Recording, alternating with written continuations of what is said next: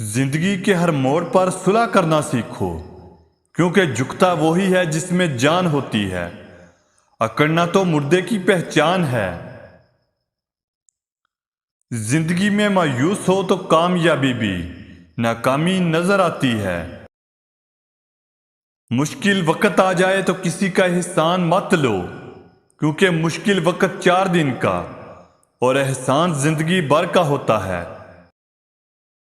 جو تمہیں خوشی میں یاد آئے سمجھو تم اس سے محبت کرتے ہو، اور جو تمہیں غم میں یاد آئے تو سمجھو وہ تم سے محبت کرتا ہے۔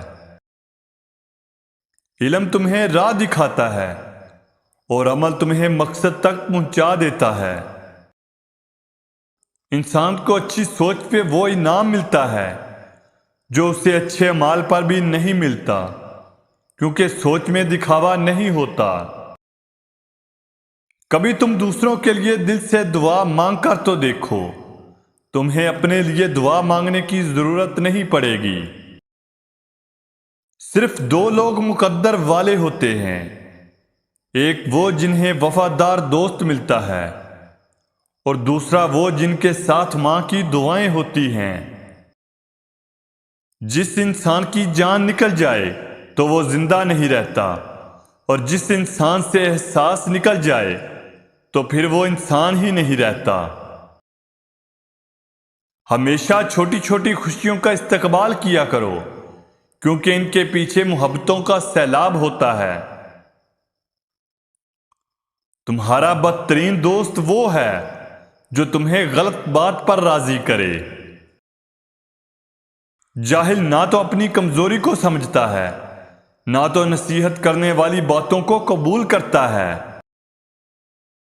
اپنے دوست کے دشمن سے دوستی مت کرو، ایسا کرنے سے تم اپنے دوست کے دشمن بن جاؤ گے۔ ایسے شخص کو کبھی مت گوانا جس کے دل میں تمہارے لیے محبت، فکر، عزت اور چاہت ہو۔ جب طاقت زیادہ ہو جاتی ہے تو خواہش کم ہو جاتی ہے۔ لوگوں سے یاد کرنے کا شکوہ مت کر، کیونکہ جو انسان اپنے رب کو بھول سکتا ہے وہ سب کو بھول سکتا ہے۔ اچھے لوگوں کا تمہاری زندگی میں آنا تمہاری قسمت ہوتی ہے، اور انہیں سنبھال کر رکھنا تمہارا ہنر۔ زندگی میں 2 لوگوں سے دور رہنا، ایک مصروف اور دوسرا مغرور، کیونکہ مصروف اپنی مرضی سے بات کرتے ہیں اور مغرور اپنے مطلب کے لیے یاد کرتے ہیں۔ کسی بے قصور پر بہتان لگانا یہ آسمانوں سے بھی زیادہ بھاری گناہ ہے۔ حضرت علی رضی اللہ تعالیٰ عنہ سے پوچھا گیا کہ انسان برا کب بنتا ہے؟ فرمایا جب وہ اپنے آپ کو دوسروں سے اچھا سمجھنے لگے۔ دوستی کا برم صرف وہ لوگ رکھ سکتے ہیں جن کے وجود میں سمندر جتنا دل ہو۔ دوست کے ساتھ اس نمک کی طرح رہو جو کھانے میں دکھائی تو نہیں دیتا، لیکن اگر نہ ہو تو اس کی کمی بہت محسوس ہوتی ہے۔